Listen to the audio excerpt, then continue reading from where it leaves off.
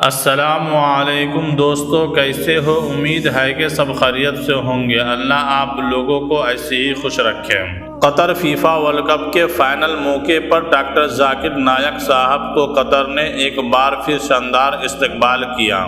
FIFA world cup تو Argentina کی team جیت گئی، مگر اس دوران ایک ایسا نظارہ دیکھنے کو ملا ہے جو دنیا بھر میں وائرل ہو گیا، اور آپ لوگ سوشل میڈیا پر کہیں نہ کہیں دیکھے ہوں گے۔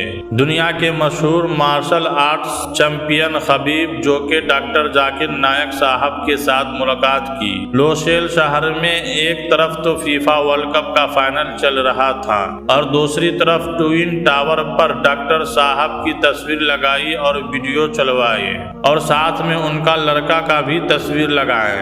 خبیب سے مل کر ڈاکٹر صاحب بہت خوش نظر آ رہے تھے۔ بہت خوشی کی بات ہے کہ ایک ہے مارشل آرٹ کی دنیا کے چیمپئن جو اپنے کریئر میں ایک بھی میچ کبھی بھی نہیں ہارا۔ مارشل آرٹ کی دنیا میں ان سے لوگ خوف کھاتے تھے، لوگ ان کے پاس کھڑے ہونے سے ڈرتے تھے، اور ایک وہ ہے جسے دنیا جھکانا چاہتی تھی، دنیا ڈرانا چاہتی تھی، مگر آج اس کے آگے جھکتی ہے دنیا، اس سے ڈرتی ہے دنیا۔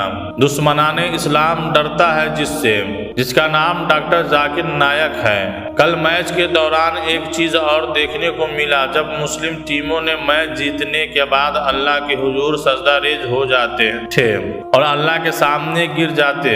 اسی طرح کل ارجنٹینا کے کھلاڑیوں نے میچ جیتنے کے بعد میدان میں سجدہ ریز ہو گئے۔ ایک پل کے لیے ایسا لگا تھا کہ یہ سب سجدہ کر رہے ہیں، مگر ایسا نہیں تھا۔ یہ لوگ سجدہ نہیں کر رہے تھے، بلکہ خوشی میں روتے ہوئے زمین پر گر پڑے، بیٹھ کر رو رہے تھے۔ یہ ورلڈ کپ اسلام کے لحاظ سے تاریخی رہے گا۔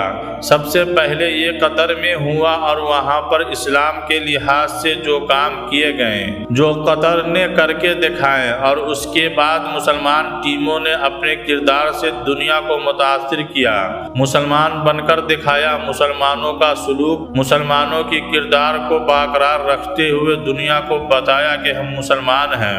اور میرا ویڈیو آپ لوگوں کو پسند آیا ہے تو ویڈیو کو لائک اور چینل کو سبسکرائب ضرور کریں۔ اللہ حافظ۔ Habib showing his talents and taking photos. He is specialist on dawah. We young generation specialist on iPhones. Media. Like channels and all.